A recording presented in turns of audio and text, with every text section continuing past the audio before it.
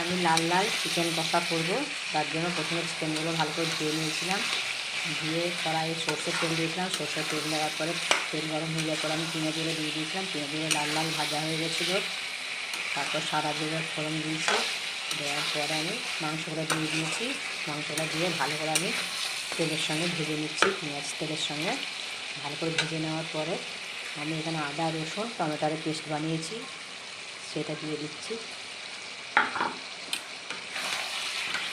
দিয়ে আমি ভালো করে কষে নেবো অনেকক্ষণ ধরে, যতক্ষণ না মাংস থেকে তেলটা বেরোয় ততক্ষণ কষতে থাকবো।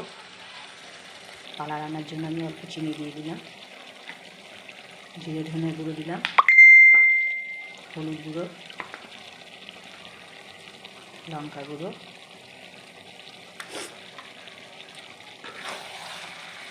আমি ভালো করে কষবো অনেকক্ষণ ধরে। সব মশলাগুলো একসাথে দেবো।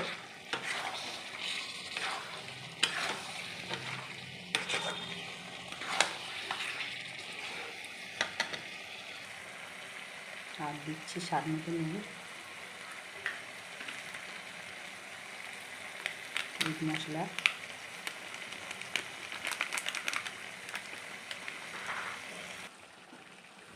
ভালো করে আমার মশলাটা কষানো হয়ে গেছে। দেখো পুরো মাংস থেকে তেল ছেড়ে গেছে।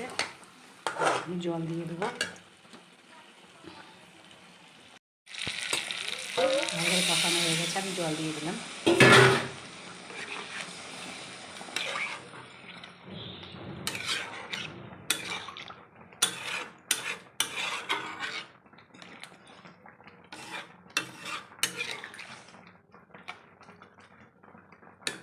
আমি উপর থেকে একটা ঢাকা দিয়ে দেবো।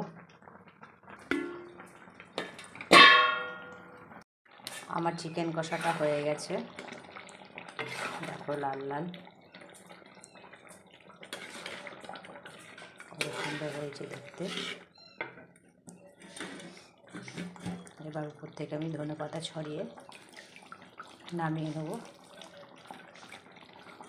তোমাদের যদি এই মাংস রেসিপিটা আমার ভালো লেগে থাকে তো অবশ্যই একটা লাইক কমেন্ট শেয়ার দিয়ে পাশে থাকবে।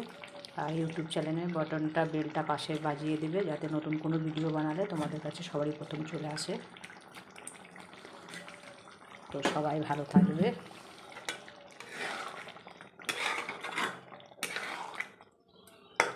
গ্যাসটা অফ করে দিচ্ছি।